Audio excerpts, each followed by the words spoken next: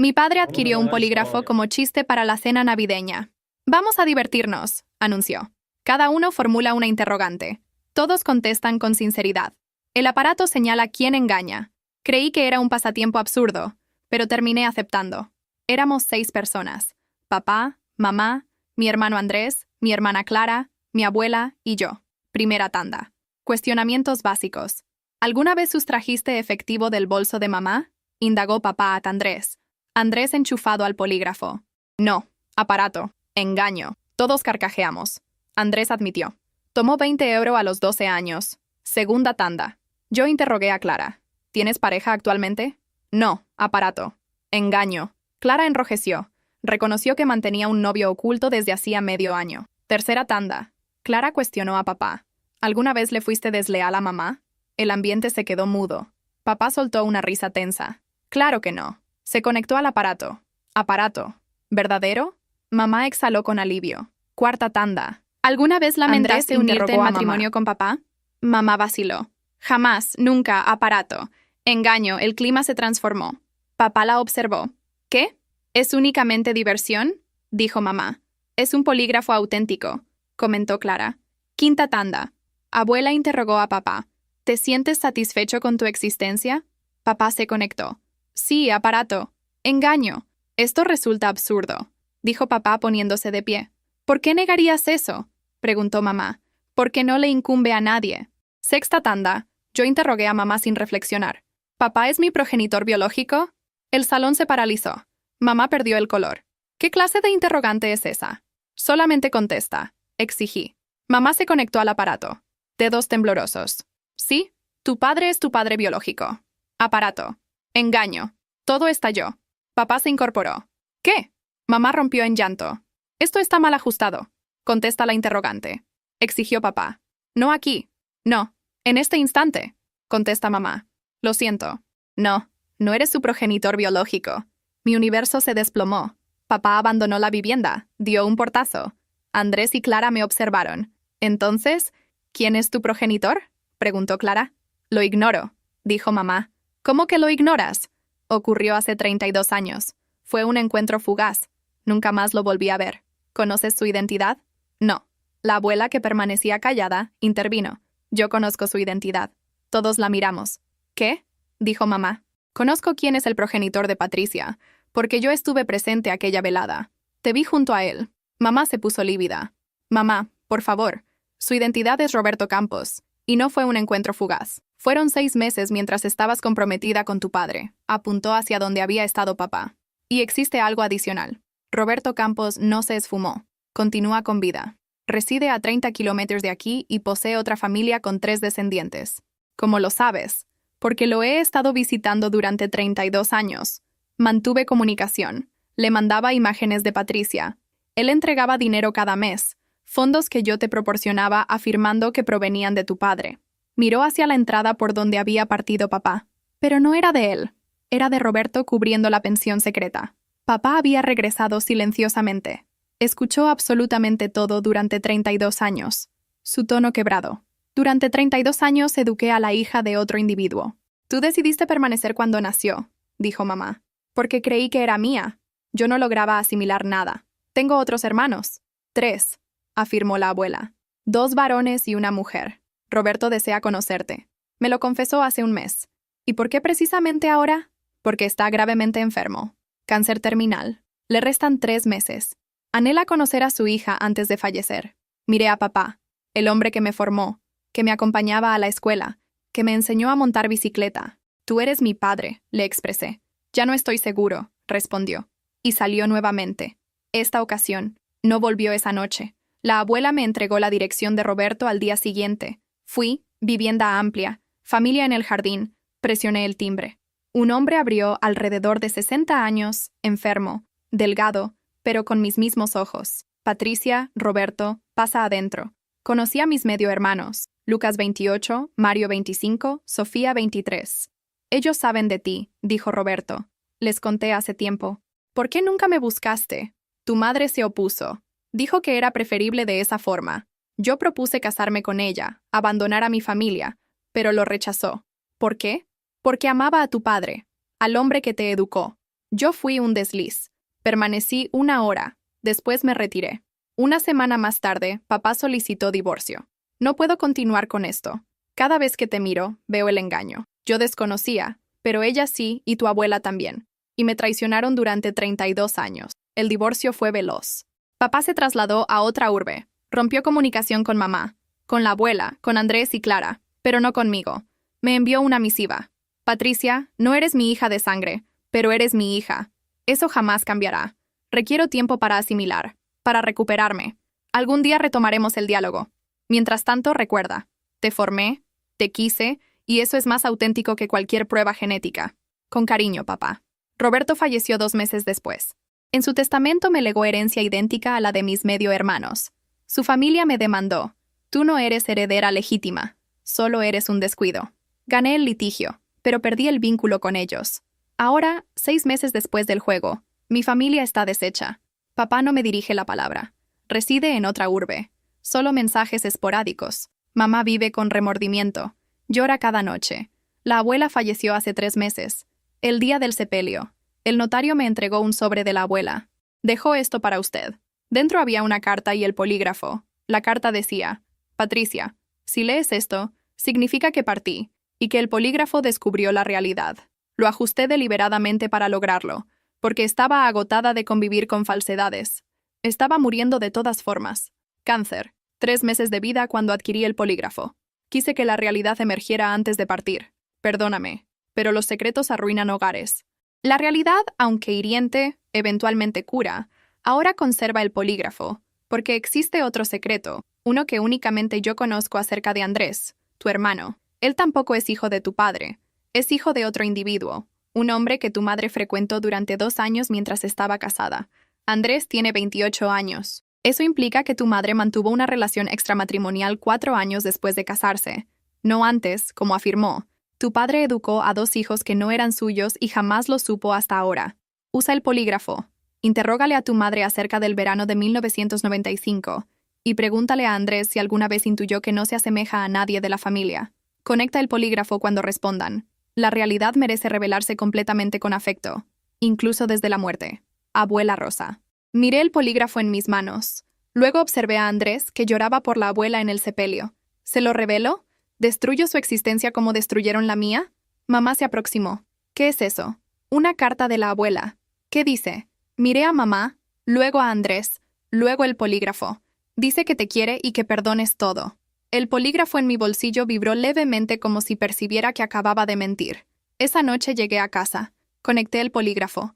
Me coloqué los sensores. Hablé en voz alta. Voy a revelarle a Andrés la realidad. Esperé. Aparato. No. Seguro debería contarle. Aparato. Sí. Se lo diré mañana. Silencio. Luego. Aparato. Engaño. Porque la realidad es que no sé si puedo hacerlo. No sé si puedo arruinar otra existencia, pero la carta de la abuela tenía postdata. La releí otra vez. Pide. Si decides no contarle a Andrés, está bien, pero entonces debes saber algo adicional. Clara tampoco es hija de tu padre. Es hija del mismo hombre que Andrés. Tu madre tuvo 2 hijos con su amante durante 6 años de relación clandestina.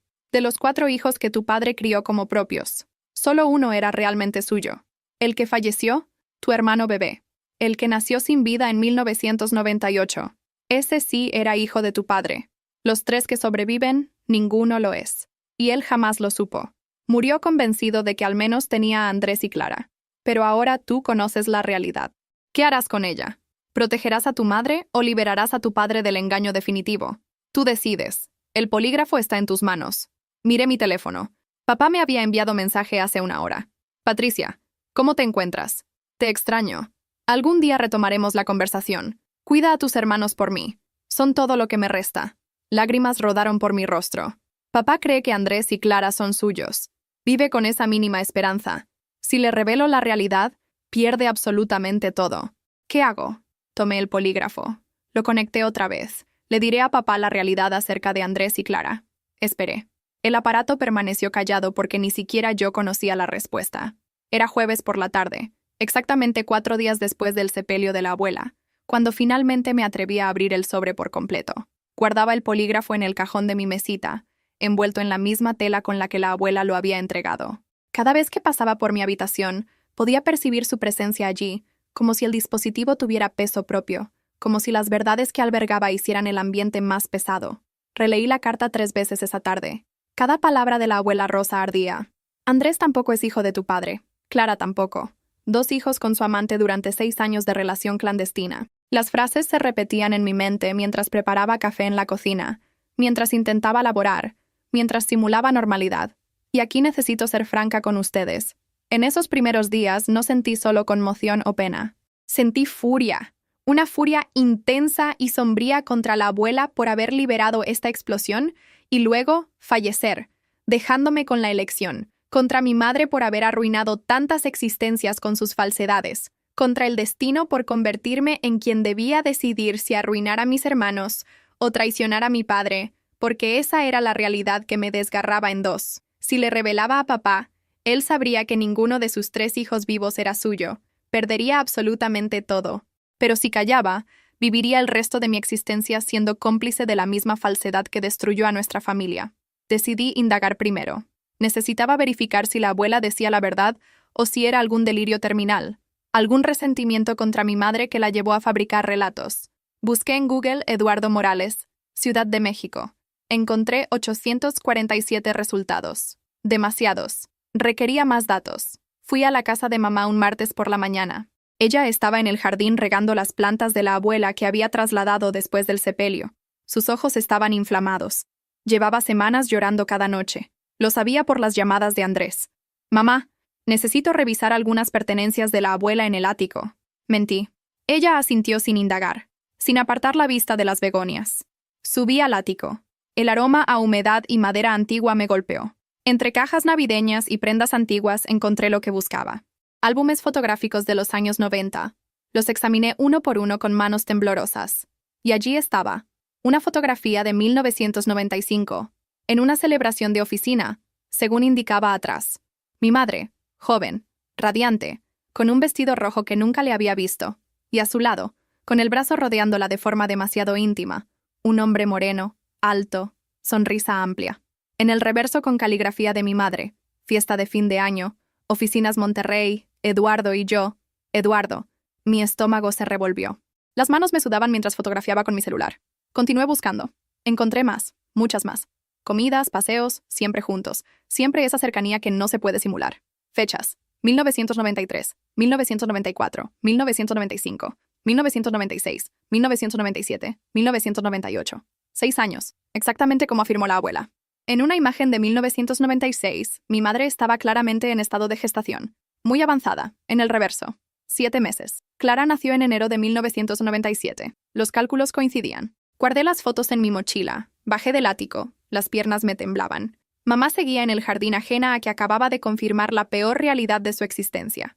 ¿Encontraste lo que buscabas?, preguntó sin girar. Sí, respondí. La voz apenas un susurro.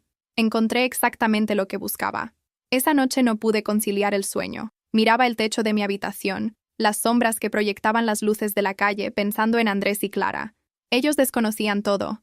Vivían sus vidas cotidianas. Andrés con su empleo en la corporación. Clara organizando su boda para julio. Su boda. Clara se casaría en 5 meses. Papá estaba invitado, aunque no había confirmado. Ella soñaba con que su padre la acompañara al altar. El hombre que la formó, que le enseñó a conducir, que financió su universidad. El hombre que no era su padre. Me levanté a las 3 de la madrugada. Saqué el polígrafo del cajón, lo conecté. Me coloqué los sensores con manos temblorosas. Hablé en voz alta en la oscuridad de mi cuarto. Voy a revelarle la verdad a papá acerca de Andrés y Clara. Esperé. El corazón me latía tan fuerte que pensé que el polígrafo lo detectaría como falsedad. La máquina permaneció callada por largos segundos. Luego emitió un pitido suave. Aparato. Engaño. Porque la realidad era que no lo sabía. No sabía si podría hacerlo. No sabía si debería.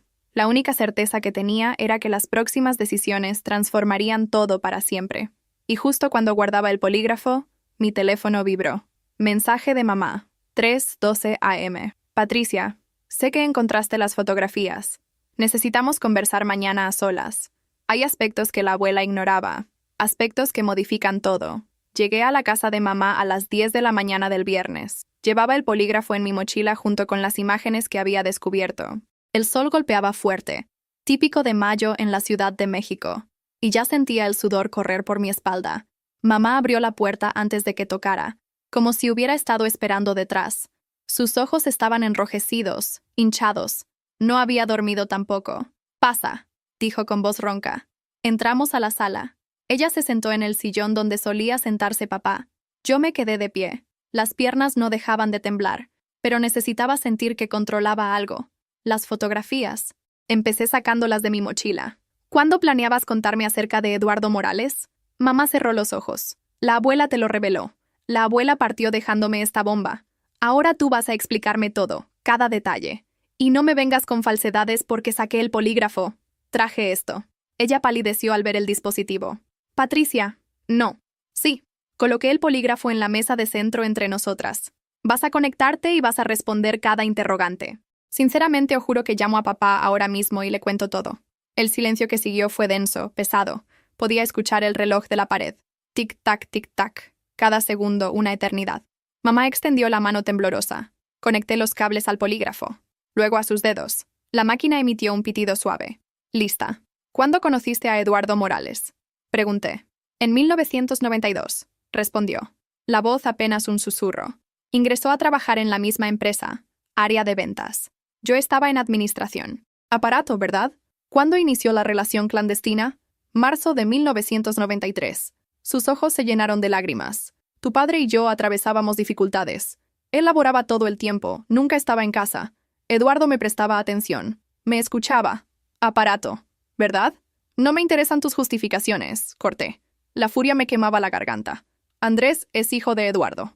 Pausa. Larga. Dolorosa. «Sí, aparato. ¿Verdad?» Algo se quebró en mi pecho. Saberlo era una cosa.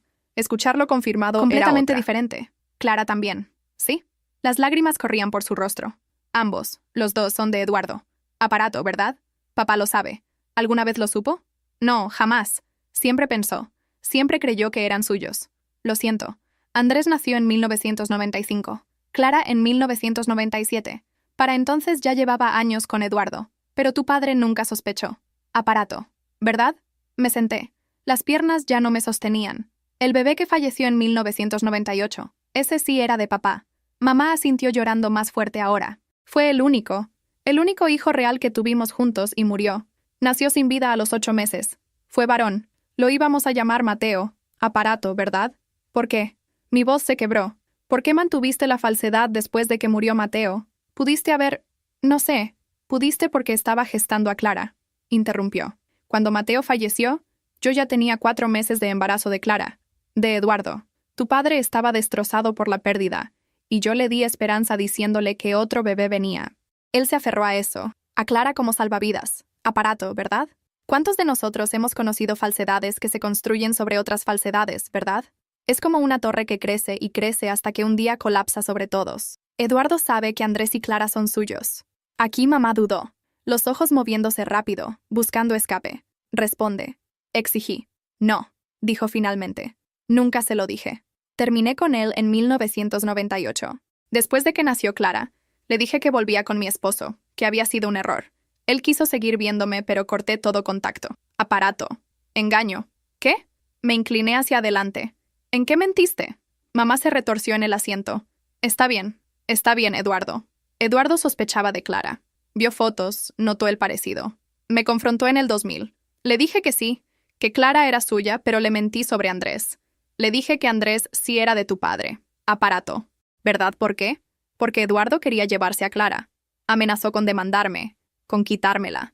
Entonces negocié. Le dije que si me dejaba en paz le daría dinero mensualmente, una especie de pensión silenciosa. Aparato. ¿Verdad? Espera. Procesé las palabras. ¿Le has estado pagando a Eduardo durante 24 años? No, exactamente la abuela. Tu abuela se enteró en el 2003. No sé cómo. Creo que me siguió o algo así. Ella tomó control de los pagos. Dijo que lo haría para proteger a la familia, para que tu padre nunca supiera. Ella le pagaba a Eduardo directamente. Todo cobraba sentido. La abuela controlando, manipulando, guardando secretos que no le correspondían. Y justo en ese momento escuchamos la puerta principal abrirse. «¡Mamá!», era la voz de Andrés. «¿Estás aquí? Vi tu carro afuera. Necesito hablar contigo sobre...». Se detuvo en seco al entrar a la sala. Nos vio a mamá conectada al polígrafo llorando. A mí con cara de haber visto un fantasma. las fotos esparcidas en la mesa. ¿Qué está pasando aquí?, preguntó su voz cambiando de confusa a alarmada. ¿Por qué mamá está conectada al polígrafo de la abuela? Mamá y yo nos miramos. El pánico evidente en ambos rostros. Andrés se acercó, vio las fotos en la mesa, tomó una, la de mamá embarazada con Eduardo en 1996. ¿Quién es este hombre?, preguntó, la voz peligrosamente calmada. ¿Y por qué está abrazando a mamá embarazada? El polígrafo en la mesa comenzó a emitir un pitido constante, como si supiera que el momento de la realidad había llegado para todos. Andrés sostenía la foto con manos temblorosas. Sus ojos iban de la imagen a mamá, de mamá a mí, buscando explicaciones que nadie quería dar. Alguien responda. Su voz subió de volumen. ¿Quién es este hombre? Mamá se quitó los cables del polígrafo. Se levantó. Andrés, hijo, siéntate. Necesito explicarte. No me digas, hijo, escupió la palabra como veneno. No hasta que me expliques qué significa esta foto. Mamá embarazada, abrazada por un extraño. ¿De cuándo es esto? Miré la foto que sostenía. En el reverso decía, 1996. Andrés nació en junio de 1995. Pensé en voz alta. Esta foto es de 1996. Mamá está gestando a Clara, completó Andrés, su cara perdiendo color. Esta foto es de cuando estaba embarazada de Clara. El silencio cayó como lápida. Entonces mamá hizo algo inesperado. Se derrumbó literalmente, se dejó caer en el sillón y comenzó a sollozar de forma descontrolada. Lo siento mucho, Andrés. Lo siento. ¿Qué es lo que sientes?, preguntó él, pero su voz ya no tenía fuerza. Ya sabía. De alguna forma, en ese momento ya sabía. Y fue entonces cuando mamá reveló algo que ni siquiera yo conocía. Tuviste un hermano, dijo entre sollozos. Uno que nunca conociste. Nació en febrero de 1998, 3 meses antes de que cumplieras 3 años. Lo íbamos a llamar Mateo. Andrés se quedó paralizado. ¿Qué? Nunca. Nadie me dijo. Porque nació sin vida. Mamá se limpió las lágrimas con el dorso de la mano. A las 34 semanas de gestación, el cordón umbilical se enredó. Los doctores hicieron todo lo posible, pero ya era tarde. Lo cargué en mis brazos por 3 horas. Un bebé perfecto, hermoso, que nunca respiró. Flashback. Febrero 1998. Mamá en una habitación de hospital. Las cortinas cerradas bloqueando el sol de la tarde. Papá sentado a su lado, sosteniendo un bulto envuelto en manta azul, llorando en silencio. Andrés, de apenas 2 años y medio, con la abuela Rosa en la sala de espera, preguntando cuándo podría conocer a su hermanito. «Es hijo mío, ¿verdad?», había preguntado papá esa tarde con voz quebrada. «Dime que este bebé es mío, por favor». Y mamá, con el corazón destrozado, pero también aterrada porque llevaba semanas sospechando que estaba gestando otra vez de Eduardo, había respondido, «Sí, es tuyo, nuestro hijo». La única verdad que había dicho en años. Mateo había sido concebido en noviembre de 1997, una noche después de terapia de pareja, un último intento de salvar el matrimonio, y por 2 meses mamá había creído que tal vez, solo tal vez, podría dejar a Eduardo y volver a construir algo real con papá. Pero entonces Mateo murió, y 6 semanas después, en la consulta de rutina postparto, el doctor le dio la noticia. «Señora, está gestando nuevamente. Aproximadamente 6 semanas. Las fechas. No mentían. Había quedado embarazada mientras aún estaba de luto, mientras papá lloraba a su hijo muerto, mientras Eduardo le enviaba mensajes preguntando cuándo podían verse. Clara fue concebida en el dolor, en la falsedad, en el caos. Regreso al presente». Entonces, la voz de Andrés me sacó del flashback que mamá acababa de narrar. Mateo era hijo de papá. Sí, mamá asintió. El único hijo verdadero que tu padre y yo tuvimos juntos. ¿Y nosotros?, preguntó Andrés, aunque ya sabía la respuesta. Clara y yo. El polígrafo seguía en la mesa desconectado ahora, pero su presencia era suficiente. Mamá lo miró luego a Andrés. «Conéctalo», dijo. «Tengo que conectarlo para que me creas». «No». Andrés retrocedió. «No quiero. No quiero saber porque si te conectas y preguntas y el polígrafo dice, tienes que saber». Interrumpí. Mi voz salió más fría de lo que pretendía. «Todos tenemos que saber, ya no más falsedades». Conecté a mamá otra vez. Andrés se sentó rígido en el sillón del otro lado. «¿Andrés es hijo de papá?», pregunté directamente. «No. Aparato, ¿verdad?». Andrés cerró los ojos. Una lágrima solitaria corrió por su mejilla. «Clara es hija de papá». «No. Aparato, ¿verdad?». «¿Quién es nuestro progenitor?», preguntó Andrés. La voz apenas un susurro. «Eduardo Morales», respondió mamá. «Trabajó conmigo en Oficinas Monterrey de 1992 a 1998. Actualmente vive en Coyoacán con su esposa e hijos». «Aparato, ¿verdad?». Andrés se levantó de golpe. ¿Tiene otros descendientes? Sí, 2 que yo sepa. Un hombre de 30 años y una mujer de 27. Ellos saben de nosotros. No, aparato, ¿verdad? Andrés caminó hacia la puerta. Se detuvo. Se volteó. Papá, el hombre que me formó, él sabe, ¿no? Dijo mamá. Y fue entonces cuando escuchamos otra voz desde la entrada. Ahora sí. Los 3 volteamos de golpe. Papá estaba parado en el marco de la puerta con una maleta en la mano, llave de la casa en la otra. Vine por unas cosas que dejé, dijo su voz completamente vacía. Debía haber llamado primero. Había escuchado todo.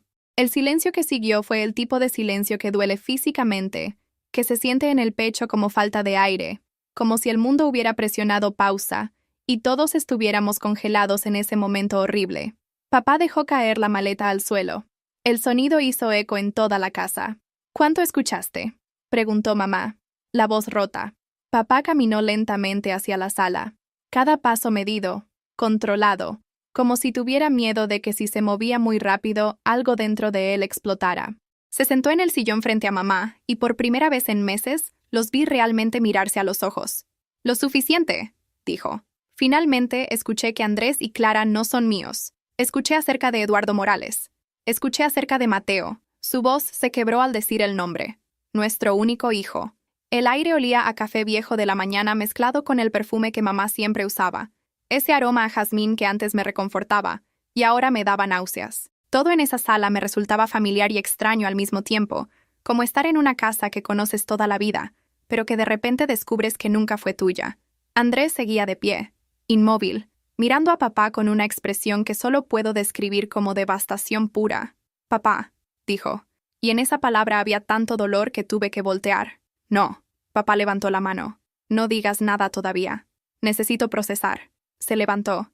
Caminó hacia la ventana que daba al jardín. El sol de mediodía entraba fuerte, iluminando las plantas que la abuela había cuidado durante años. Las mismas plantas que mamá ahora regaba religiosamente, como si cuidarlas pudiera traer a la abuela de vuelta, pudiera deshacer todo. 30 años, dijo papá mirando el jardín. 30 años criando hijos que no eran míos. 30 años de cumpleaños, de graduaciones, de noches en vela cuando tenían fiebre, de enseñarles a andar en bicicleta, de llevarlos a la escuela. Se volteó hacia mamá. ¿Alguna vez, en algún momento de estos 30 años, pensaste en confesarme la realidad? Todos los días, respondió mamá. Y todos los días decidía que era mejor no hacerlo.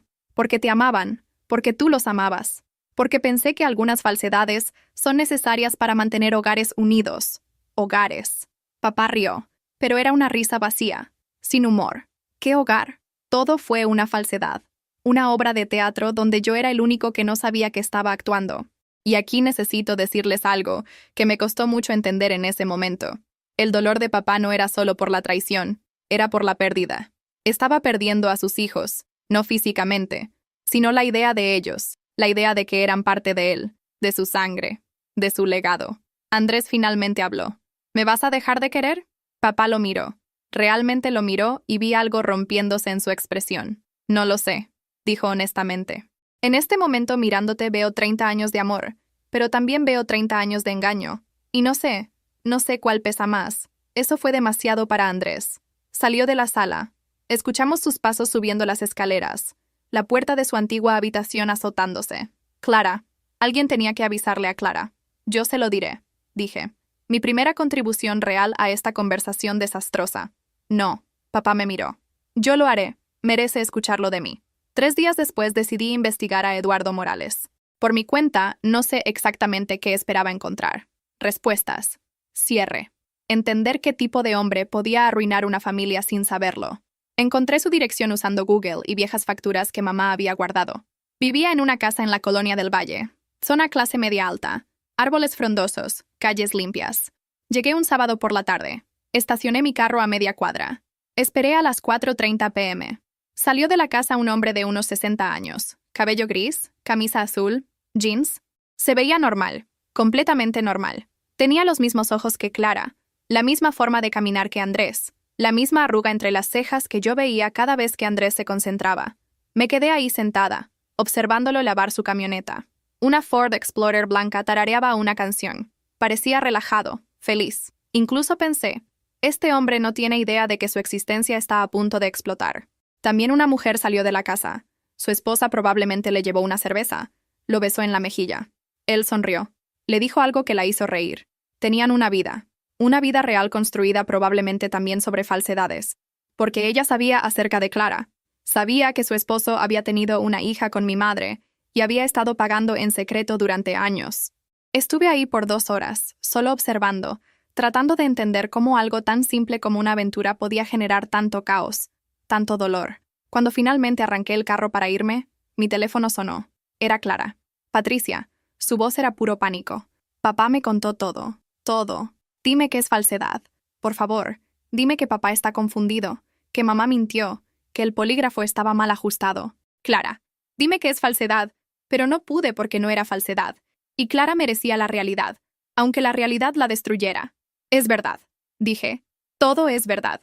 El grito que salió de Clara a través del teléfono fue algo que nunca olvidaré. El primer mensaje llegó 3 días después de la llamada de Clara.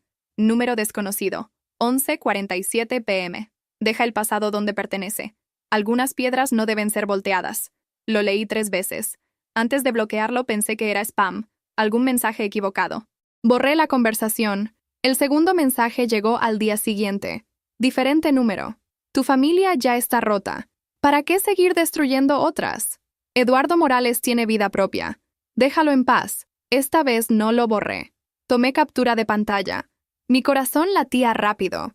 Alguien sabía que había indagado a Eduardo. Alguien me había visto en la colonia del Valle. El tercer mensaje llegó esa misma noche mientras comía tacos al pastor en el puesto de la esquina de mi calle, tratando de fingir normalidad. Si sigues buscando, todos perderán. Eduardo, su familia, la tuya. Detente ahora. Mis manos temblaron tanto que dejé caer el taco. La salsa verde manchó mi blusa, pero no me importó. Miré alrededor, las personas comiendo, riendo, viviendo vidas normales. Alguno de ellos me estaba observando. Llamé a mamá. ¿Le dijiste a alguien que investigué a Eduardo?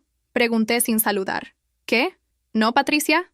¿Por qué alguien me está enviando mensajes amenazándome para que deje de indagar? Silencio del otro lado. Demasiado largo. Mamá, ¿qué hiciste? Yo puede que le haya enviado mensaje a Eduardo para advertirle que tal vez que podrías contactarlo. ¿Cuándo? Hace 40 días. El mismo día que le dijiste la verdad a Clara. Colgué. La furia me cegaba. Mamá había alertado a Eduardo y ahora él o alguien de su círculo me estaba amenazando.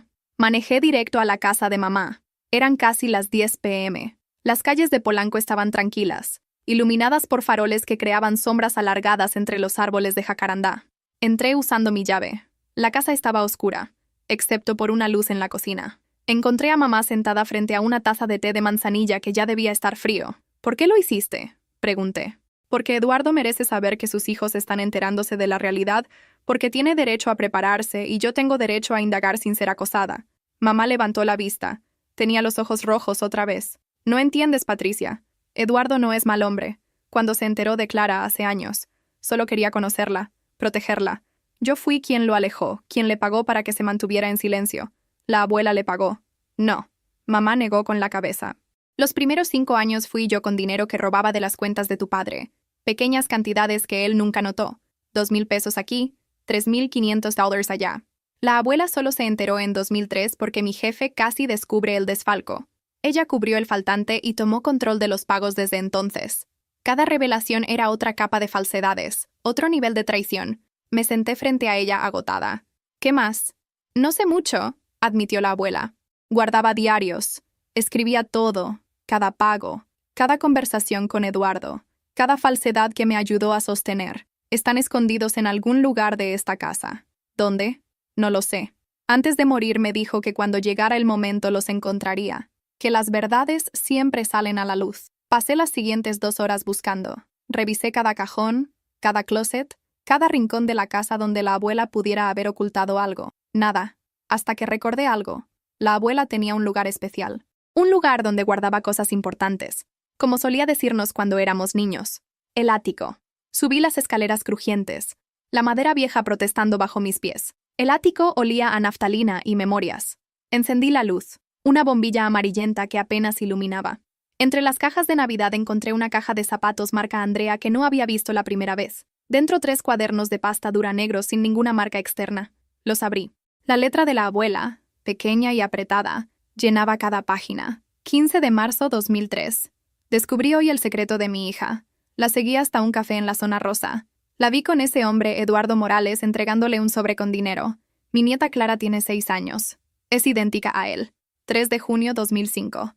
Hoy pagué 5,000 pesos a Eduardo. Me mira con desprecio. Pero toma el dinero. Dice que es para Clara, para su futuro. Dice que solo quiere conocerla. Le digo que nunca, que destruiría demasiado. 12 de octubre 2010. Patricia cumple 22 años hoy. Mi única nieta de sangre real de mi hijo. Las otras 2. No puedo verlas igual. Sé que es injusto, pero cada vez que miro a Andrés o Clara veo la traición de mi hija. Las lágrimas corrían por mi cara mientras leía. La abuela había cargado esto por años, décadas, sola. Seguí leyendo página tras página hasta que llegué a una entrada del año pasado. 20 de noviembre 2025. Los médicos me dieron 3 meses. Cáncer de páncreas. Etapa 4. Me voy a llevar estos secretos a la tumba o voy a liberarlos. Compré un polígrafo chino. Mentiras hoy. Si ajusto bien las preguntas, si creo la situación correcta, la realidad saldrá sin que tenga que decirla yo directamente.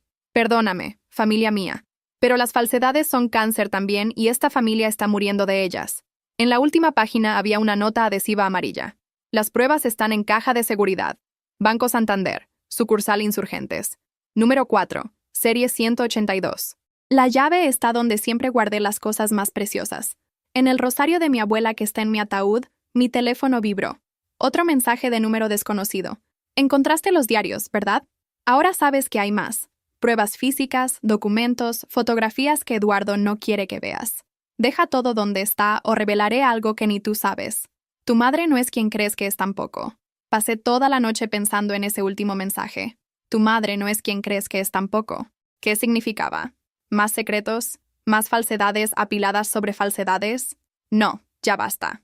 Tomé una decisión a las 6 de la mañana, mientras el sol apenas comenzaba a salir sobre la Ciudad de México. Iba a confrontar a Eduardo Morales directamente, sin intermediarios, sin mensajes anónimos, sin más juegos. Si alguien me estaba amenazando para protegerlo, él debía saber por qué. Llegué a su casa en la Colonia del Valle a las 9 a.m. del sábado. Toqué el timbre. La misma mujer que había visto días atrás abrió la puerta. Cabello corto, expresión amable. Sí, preguntó. Busco a Eduardo Morales. ¿De parte de quién? De parte de Patricia. Hice pausa. Hija de Carmen Vega. Su expresión cambió. La amabilidad se convirtió en algo más duro, más cauteloso. Espera aquí. Cerró la puerta. 2 minutos después, Eduardo Morales abrió. En persona era más alto de lo que parecía de lejos. Tenía arrugas profundas alrededor de los ojos, el cabello casi completamente gris, y tenía exactamente la misma nariz que Andrés. No deberías estar aquí, dijo su voz baja. Urgente. Necesitamos conversar.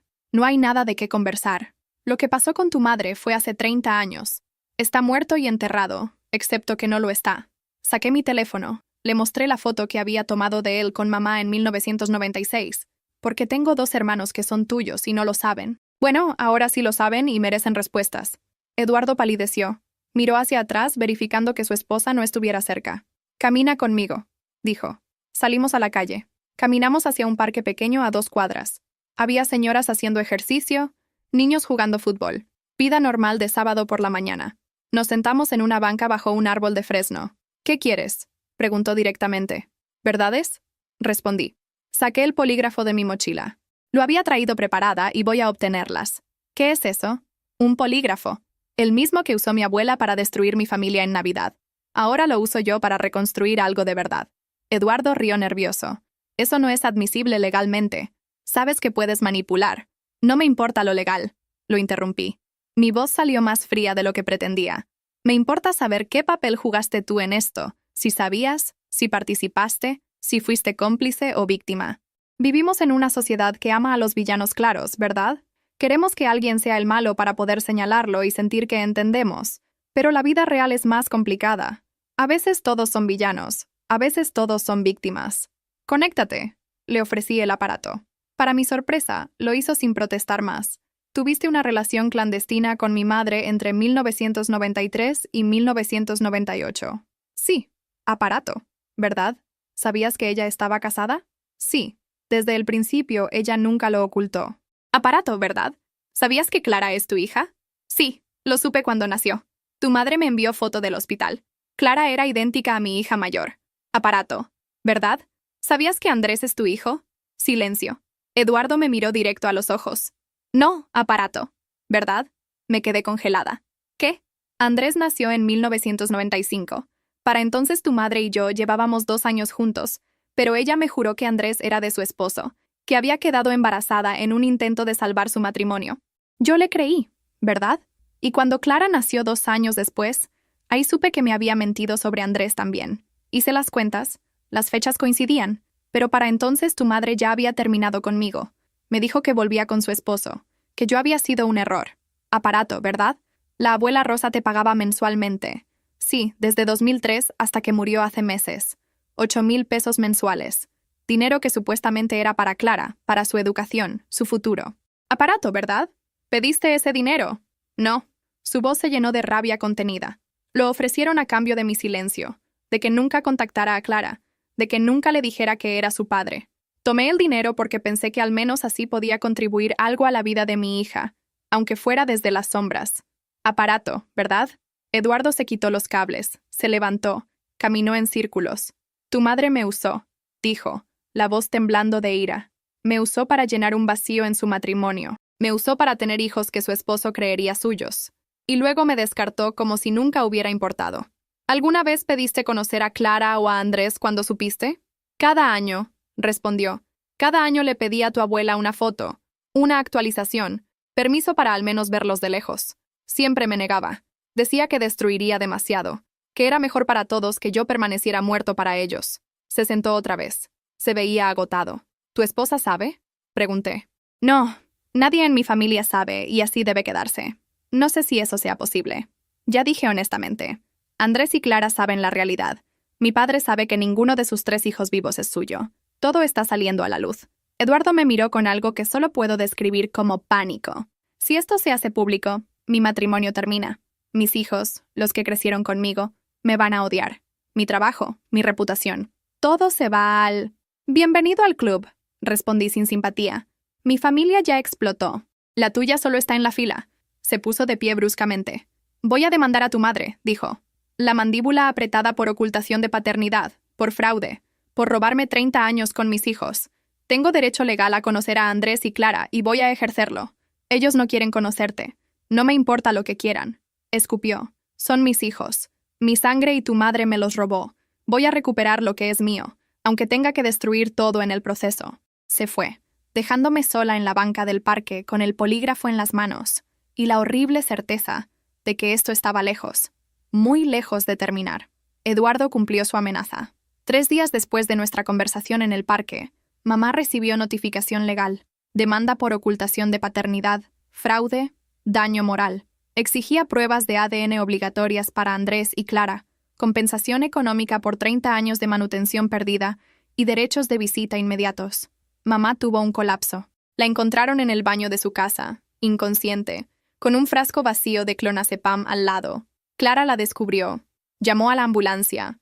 Me llamó a mí gritando cosas que no pude entender. Llegué al Hospital Ángeles a las 2 de la madrugada. Clara estaba en la sala de espera. Maquillaje corrido, ojos rojos temblando. Le hicieron lavado gástrico, dijo con voz monótona. Dijeron que llegamos a tiempo, que va a estar bien físicamente. Andrés llegó 30 minutos después. Entró como huracán. ¿Dónde está? ¿Dónde está mamá? En observación, respondí. No podemos verla todavía. Esto es tu culpa, me señaló.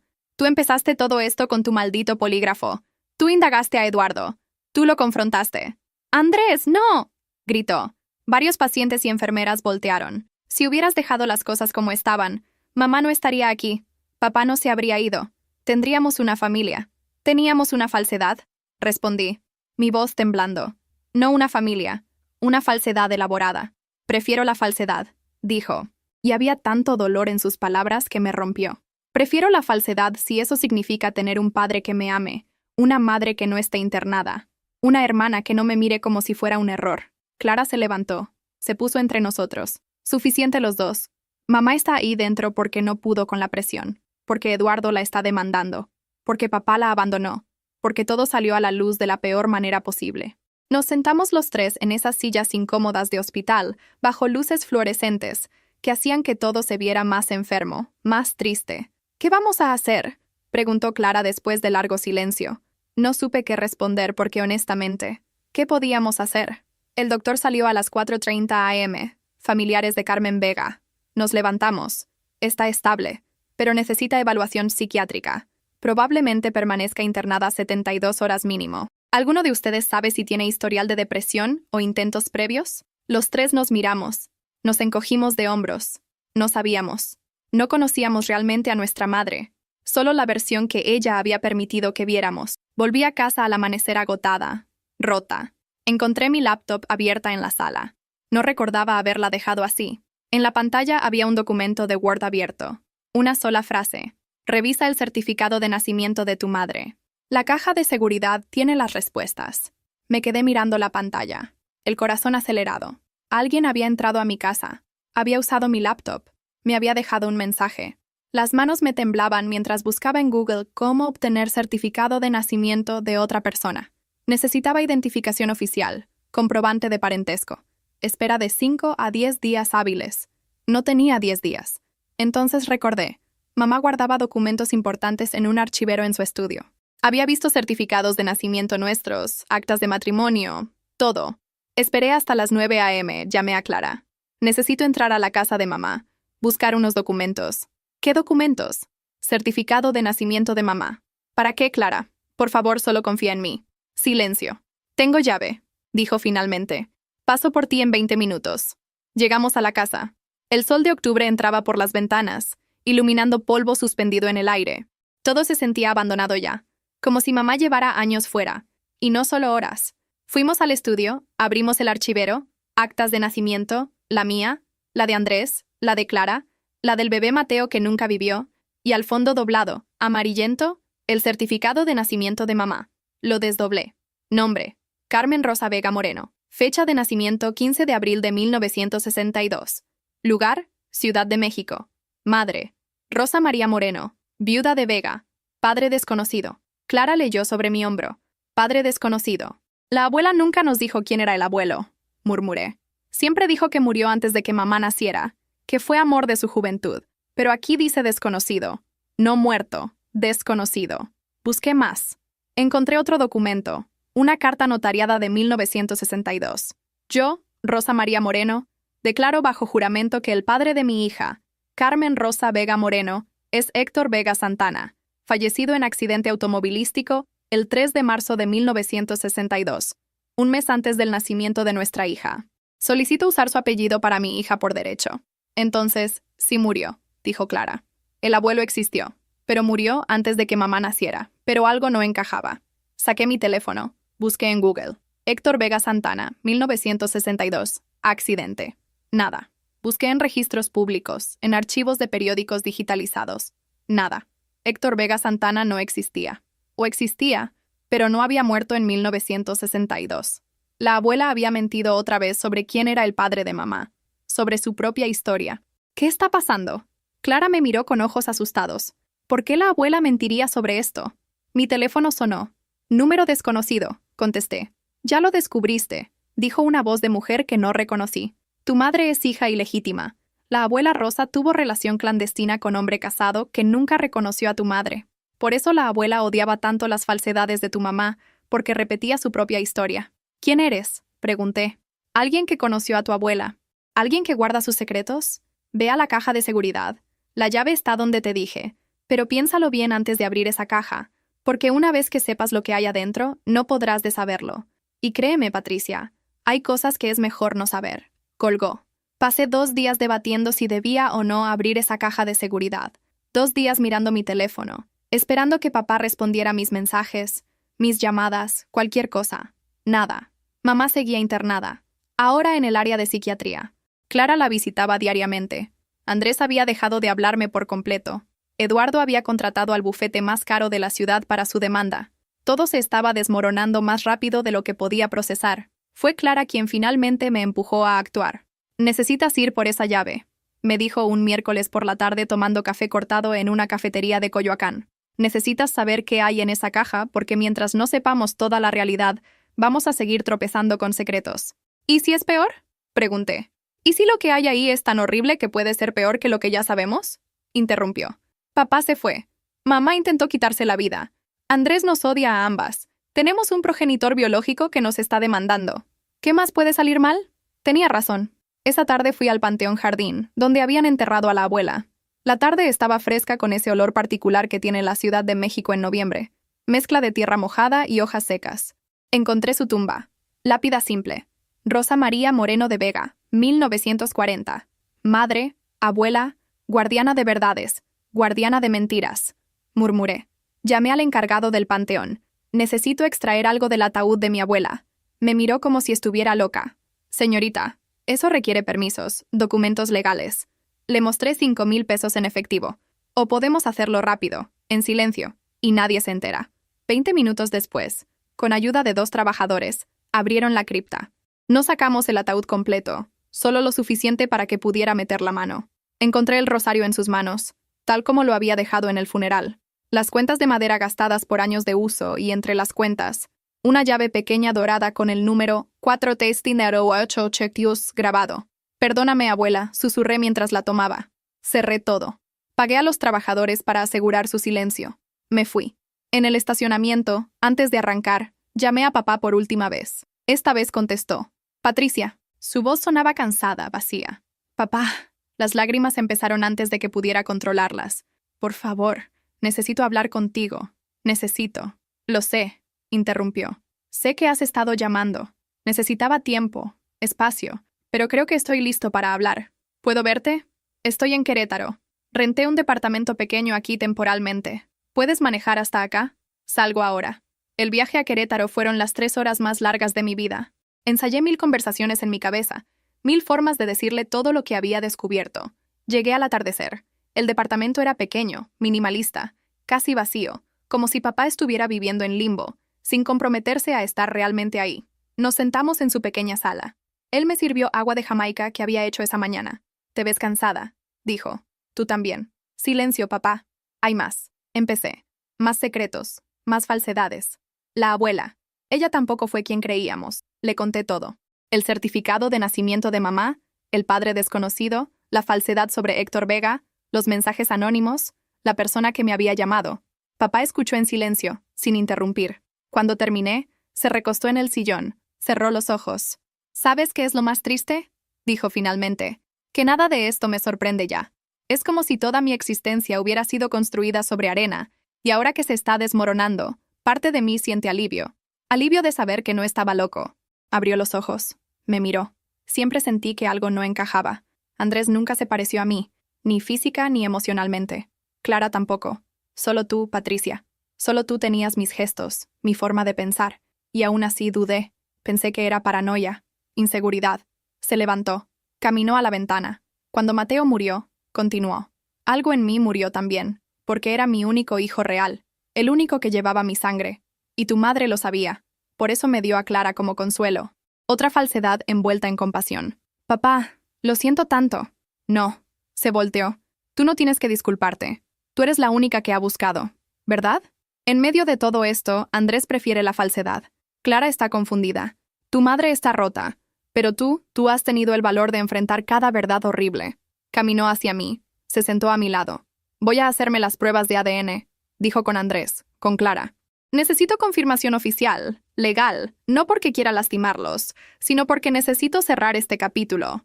Necesito saber con certeza absoluta y después, no lo sé, admitió. Tal vez pueda perdonar eventualmente, no olvidar, pero tal vez perdonar. Por ahora solo necesito realidad, toda la realidad.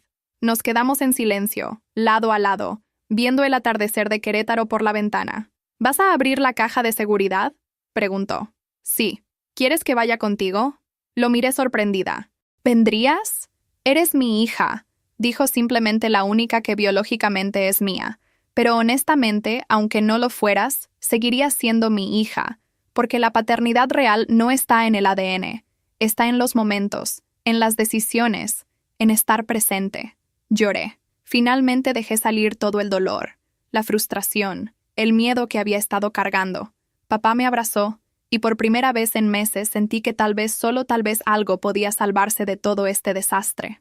Papá y yo llegamos al Banco Santander de la sucursal Insurgentes un viernes por la mañana. Llevaba la llave dorada en mi bolsillo. Pesaba más de lo que debería, como si cargara el peso de todos los secretos de la abuela. El empleado nos llevó a la sala de cajas de seguridad. Un cuarto pequeño, frío, con olor a metal y silencio. Caja 4782. Introduje la llave. Giré. El mecanismo hizo clic. Adentro había un sobre manila grueso, un cuaderno más y una carta sellada con mi nombre. Abrí la carta primero. Patricia, si estás leyendo esto con tu padre a tu lado, hiciste lo correcto. Dentro de este sobre encontrarás la realidad completa sobre nuestra familia, sobre mi pasado, sobre el padre de tu madre, sobre por qué guardé tantos secretos. Algunas realidades son dolorosas, pero necesarias. Tu madre nació en 1962, hija de un hombre casado que me prometió dejar a su esposa, pero nunca lo hizo. Ese hombre era Héctor Campos, hermano menor de Roberto Campos. El mismo Roberto que es progenitor biológico tuyo, Patricia. Eso significa que tu madre y tú comparten tío y padre. Que Roberto Campos era medio hermano de tu madre sin que ninguno lo supiera. Cuando descubrí esto en 2005, después de ver las fotos de Roberto, me di cuenta del parecido con Héctor. Investigué, confirmé, y casi muero del shock. Tu madre tuvo relación clandestina con el sobrino de su propio progenitor biológico. Clara y Andrés son primos segundos, además de medio hermanos tuyos. Esta familia está enredada en sangre de formas que ni imaginábamos. Destruí mi vida guardando secretos. No destruyas la tuya. Suelta la realidad. Duele menos de lo que pesa. Con todo mi amor y arrepentimiento. Rosa María. Papá leyó sobre mi hombro. Cuando terminamos, nos miramos en silencio. Esto es enfermizo. Terminé. La abuela y mamá, sin saberlo, se enamoraron de hombres de la misma familia. Roberto y Héctor eran hermanos. Revisé el sobre. Había fotos de la abuela joven con un hombre que era idéntico a Roberto, pero más joven. Héctor Campos. Documentos que comprobaban el parentesco, partidas de nacimiento, todo. ¿Se lo vamos a decir a tu madre?, preguntó papá. No lo sé, admití. Ella ya está destruida. Esto podría. No sé si podría sobrevivir a saber que Roberto era su medio sobrino. El último documento en el sobre era un testamento de la abuela, dejándome todo con una sola condición. Que uses el polígrafo solo para realidades que merezcan ser dichas, no para destruir por destruir. Salimos del banco, nos sentamos en una cafetería cercana. ¿Qué vamos a hacer?, pregunté. Papá tomó su café negro, pensó largo rato. Los resultados de ADN llegan la próxima semana, dijo Eduardo. Está presionando para que se hagan públicos, para que se reconozca legalmente como padre de Andrés y Clara. ¿Y tú qué quieres? Yo quiero, suspiró. Quiero que mis hijos sepan que los amé, que no importa el ADN, que los crié lo mejor que pude. Pero también quiero mi propia vida, Patricia. 30 años dediqué a una familia construida sobre falsedades. Necesito tiempo para reconstruirme. Vas a volver eventualmente, pero no a tu madre. Ese capítulo terminó. Tal vez a la ciudad, a estar cerca de ti, de Andrés y Clara, si ellos quieren. Fue honesto, dolorosamente honesto, y lo amé más por eso. Esa tarde llamé a Clara. Le conté todo. Lloró, gritó. No podía creer que la abuela hubiera estado tan enredada en todo. ¿Se lo decimos a mamá?, preguntó. No, decidí. Ya tiene suficiente con sobrevivir esto. Esta realidad se la llevamos nosotras. 3 semanas después, los resultados confirmaron lo que ya sabíamos. Andrés y Clara no eran hijos biológicos de papá.